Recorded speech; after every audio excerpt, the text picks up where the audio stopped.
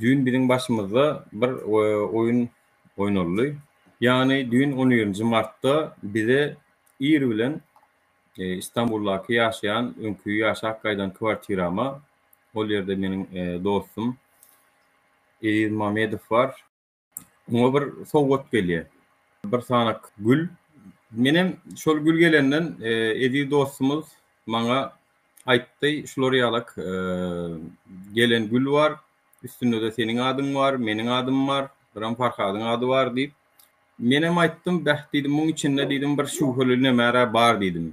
"Ýok, mani suratda diýdim, ýa çok badyr, ýa ýene bir zat badyr."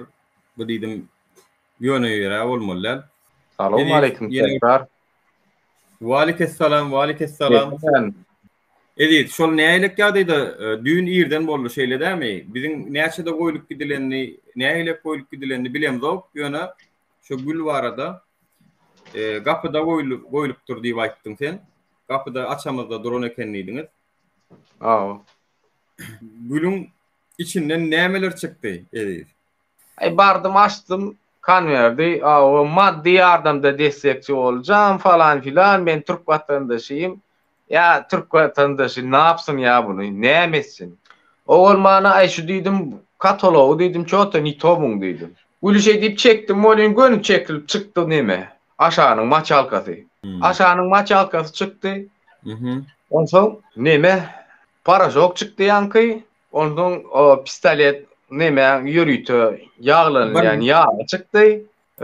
Neme iksansıyım çıktı garaz. Kıvatik halkı ağlama. Kıvatik. Ezi çık erkek yağı ay. Mana değil Türkmenistan'ın yani Avrupa sırası gora gerekti. Son şunlar bok imaları, imalı şidiyatlar, imalı değil de ay. Kalksan böyle biz ne bokunu iyisen iyi aziz, nereye gitsen git biz. Erkek yağı. Şu ortasıyla ne bokunu iyiyseniz sesimi çıkarmaya oturdum yani bundan sonra.